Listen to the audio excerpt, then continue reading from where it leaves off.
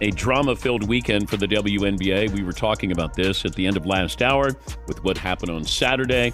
Angel Reese is a wonderful player, but she does not compare to what and who Caitlin Clark is when she's on the basketball floor. Reflecting back on Caitlin Clark's rookie season, I have honestly never seen a company fumble the bag so hard like the WNBA fumbled Caitlin Clark. Can you believe that Caitlin Clark is being jeered for breaking records? Yes, you read correctly. The rookie phenom just broke Alyssa Thomas's single-season assist record, and instead of receiving applause, she received jeers. What's going on here? Let's explore the drama that has the WNBA buzzing and discover why some people are offended by Clark's success.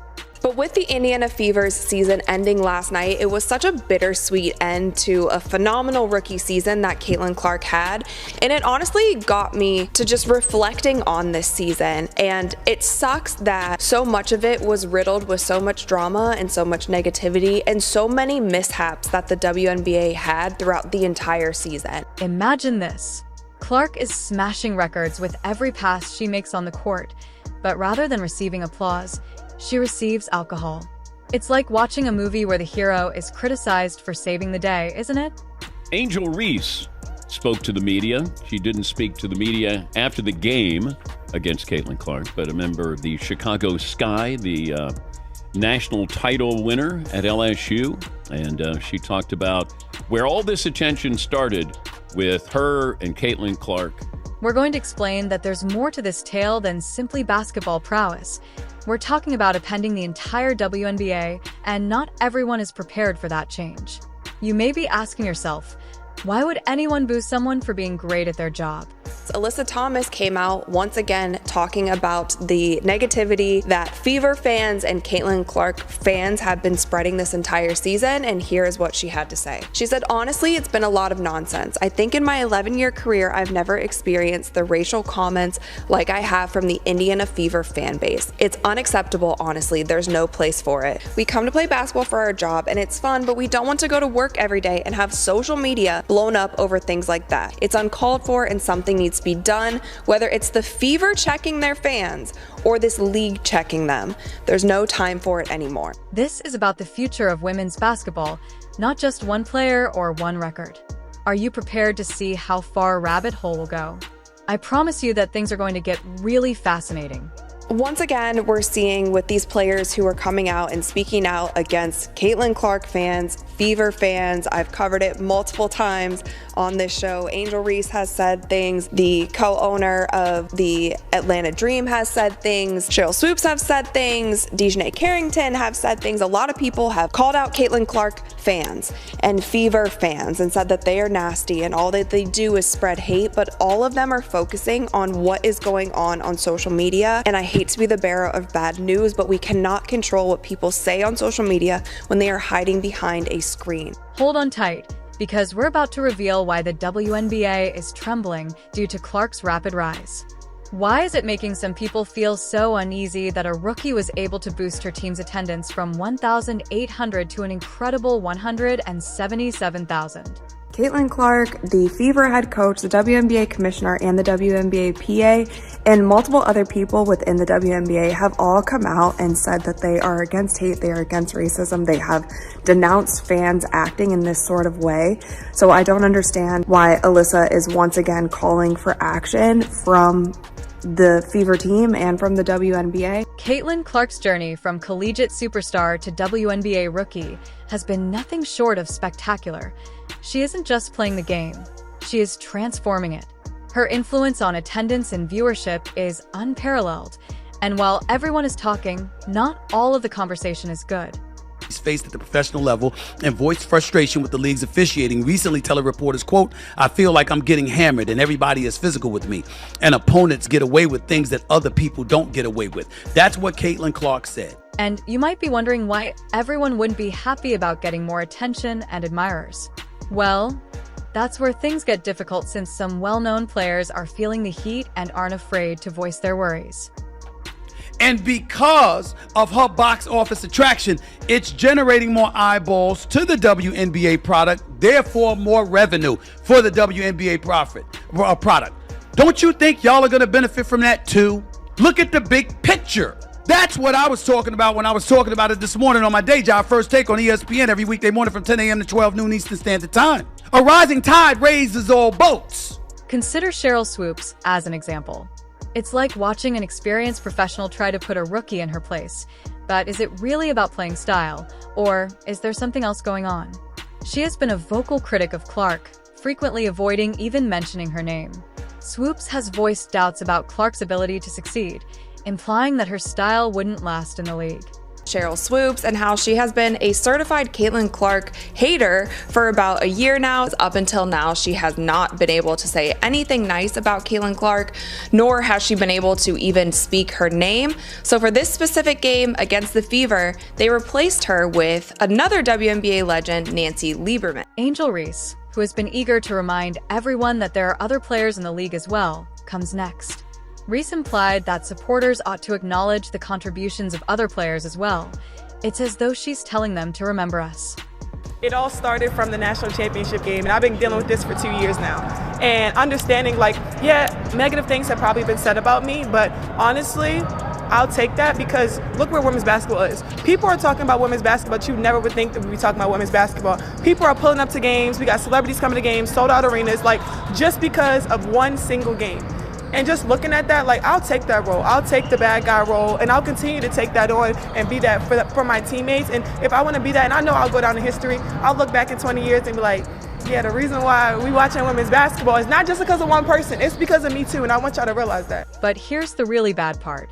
Even though some veterans are complaining, the number of people attending Indiana Fever has increased dramatically.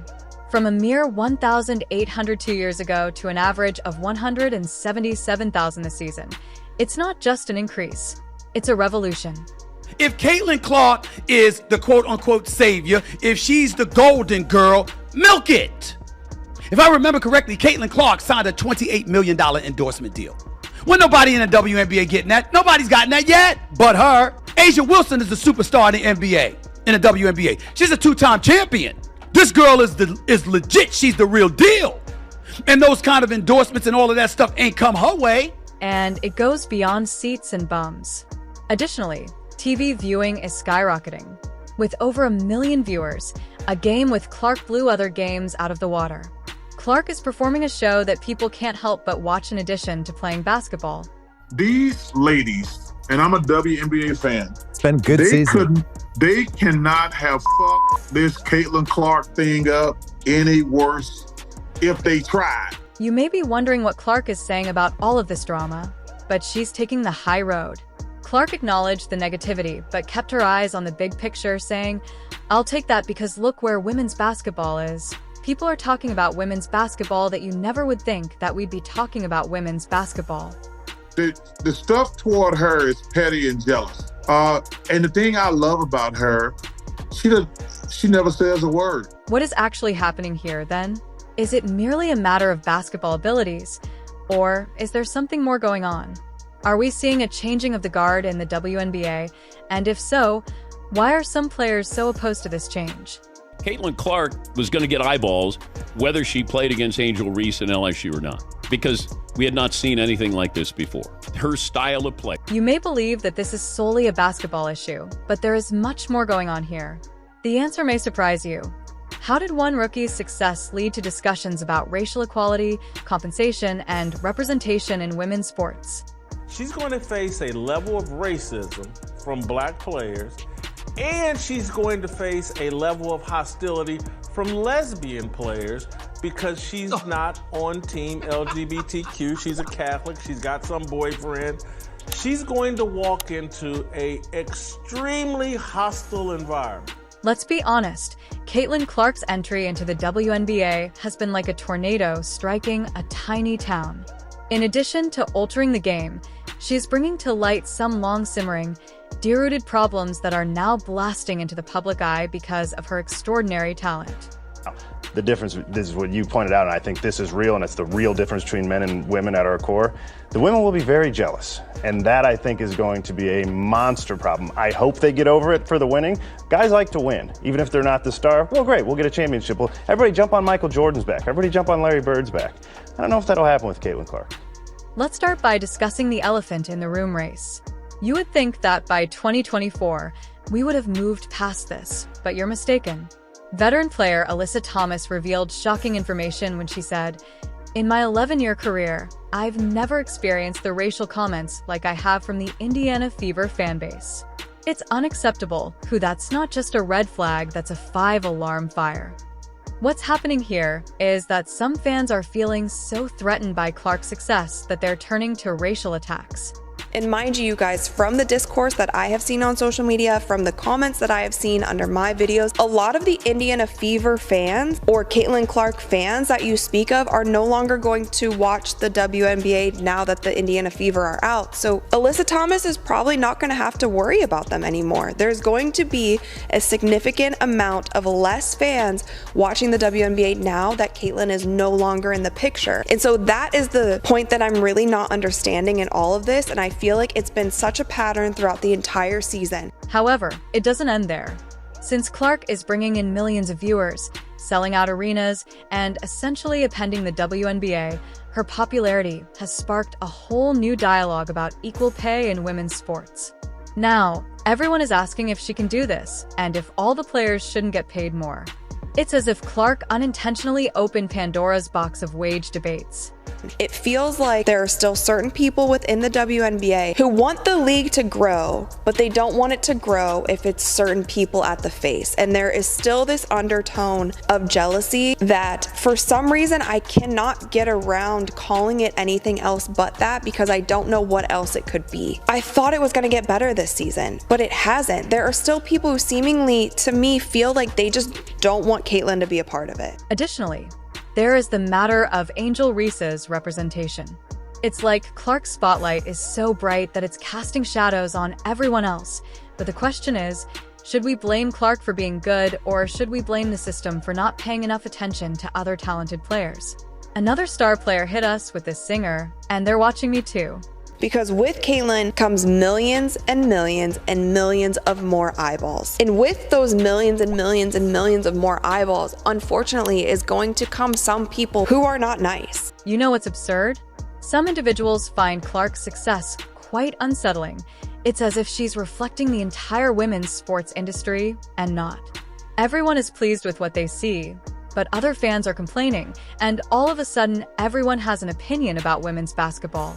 I wonder if Caitlin, in every post-game press conference and every interview that she did with reporters and anytime she did any media, if she came out and talked about the kind of hateful comments that she was getting, the death threats that she was getting, the stalking allegations that she was getting, if she came out and told everybody the reason why she has personal security that goes with her every single place, it's a lot. And so it's not just Caitlin Clark fans or Indiana Fever fans. It is not all going in one direction. However, this is where things start to get truly intriguing. Not only is Clark altering the game on the court, but she is also altering the discourse surrounding women's sports in general. Her accomplishment is making people face some harsh realities about representation of equality and the importance of women's athletics. What does all of this signify for the WNBA's future, then? Is this merely a brief upheaval, or are we seeing the beginning of a new era in women's sports? How will the league respond to these mounting issues? There are Sky fans, I'm going to say fans because I don't know if they're fans or if they're trolls, who live online just waiting for somebody to say something about Caitlin or say something about the Indiana Fever, and they go after them. And another time that I'm going to bring up once again, because I think it's just such a blatantly obvious example of a point that if you want to stick up for your fellow WNBA players, this would be the time to do it. While everyone is preoccupied discussing how Clark is dominating, the true question is, how is she using all of this drama to fuel her game? The answer could permanently alter our perception of resilience in sports. But people aren't tuning in to watch Angel Reese play basketball. Angel Reese against Caitlin Clark, then they'll watch that. I mean, I love having a rivalry. I said that yesterday. We don't have enough rivalries. Remember how some people doubted Caitlin Clark? Well, her response has been nothing short of spectacular. Let's talk numbers because they're mind-blowing in a game against the Phoenix Mercury. You won't believe what Caitlin Clark is doing on the court. She's not just playing basketball, she's rewriting the entire playbook. Clark scored 32 points and had 10 assists. Not only is that excellent, It's superstar level, but here's where it gets crazy. She became the WNBA's fastest player to reach 1,000 career assists in just 75 games, which is like to running a marathon while everyone else is still tying their shoes. When I watched her play the last month, I think she's learning to play much faster because I think she's learning to trust those girls more. Because, when she's in college, she's not passing to a bunch of great players. Now you can see when she plays, she's playing a lot without the ball. She reminds me a lot of Jason Kidd.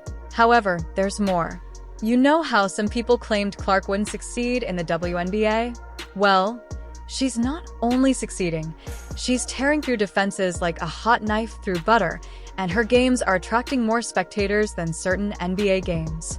Does it seem possible that a rookie is surpassing more seasoned NBA players in the ratings game? It's not just cracking the glass ceiling, it's tearing it to bits. This is a phenomenon.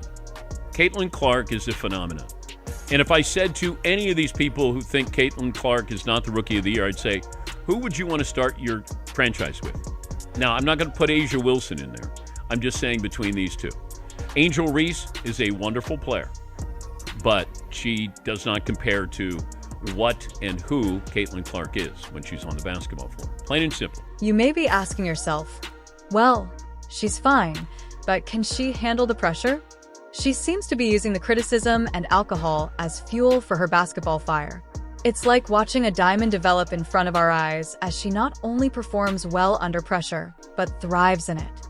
But these ladies, who I love and respect their game, they couldn't have fucked this thing up any worse. Because we have talked, and talking about Asia. Asia Wilson's the best woman player in the world right now. She's incredible. Connecticut Sun's having a great year. The Minnesota Lynx is having a great year. But there's been so much negativity, and a lot of it is just petty jealousness. However, this is where Clark's influence becomes truly fascinating. She is not only altering the sport, but also the whole women's basketball scene. With young girls all over the nation grabbing basketballs in hopes of becoming the next, it seems as though Caitlin Clark's success is sowing the seeds for an entire forest of future superstars. Can you imagine the talent we're going to see in the WNBA in a few years? Caitlin Clark and the Indiana Fever had over 1.8 million viewers. This is now on an NFL Sunday. They had over 1.8 million viewers, and the rest of the games had around 400,000 viewers. I have not seen the viewership reports for the games last night yet, but I'm sure that it is probably double of what the Indiana Fever game got on Sunday. The rest of the games, if you added them up together, they still wouldn't add up to 1.84 million. Can you believe the impact Caitlin Clark is having on women's basketball? She isn't just shattering records, she is completely upending the game. Clark's influence extends far beyond her astounding stats.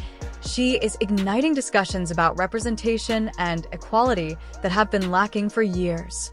The numbers don't lie here. It is not just a delusional fan base who is just delusional, but they're not really tuning in. No, these people are coming in waves to watch one player who has sold out every single arena that she has played in this season. The Fever attendance is 200,000 more people this season than any other organization. The Liberty is next at 400,000. 200,000 more people came to watch the Indiana Fever than any other team. However, this is where things start to become really fascinating because of all the controversy surrounding Clark, which is making everyone examine women's sports closely. We're talking about equal pay, media attention, and everything else. Clark's accomplishments serve as a beacon of hope for what can happen when women's sports receive the recognition they merit. These are numbers when people talked about at the beginning of the season, the high tide lifts all boats or whatever, basically. Like, if you buy into this, everybody is going to eat. Yet you had people fighting tooth and nail the entire season, not wanting it to be this way because other people weren't getting flowers, or she was getting too much attention, or she gets a special whistle, or I'm gonna check her off the ball here just because. And then her teammate cheers for her for throwing her on the ground. It didn't get better in the league. And it's like, if it was my league and somebody was coming in and bringing millions of people, like, I would be excited about that, because you know what? That's a chance for me to impress millions of people who weren't watching before. What comes next for women's basketball? Are we prepared to accept this shift? It's time to encourage talent from all walks of life and join this revolution. Women's sports appear to have a better future than ever before. Now we're seeing comments of people saying, well, it's been real, WNBA, I'm going to go back to watching football now. Like, I'll be back when Caitlin plays again, or I'll be back when the Indiana Fever play because now I'm an Indiana Fever fan. There was a moment here that I think if the commissioner, if she would have been brave enough to put her foot down and be like, hey, you know what? We're leaning all the way into this. And I'm sorry if you guys are upset about it, but we're going to lean all the way in because I believe that this is going to help everyone. We're going to lean all the way in because this is a great player. And she's bringing so many eyeballs to this league that we have deserved to have for many years. And now we have them. Not to mention how she's responding to the criticism while receiving all of this attention. It seems as though Clark is saying, you can doubt me all you want, but you can't doubt these stats. That's not just confidence, that's championship-level mental toughness, as she concentrates on her game and lets her on-court performance speak for her.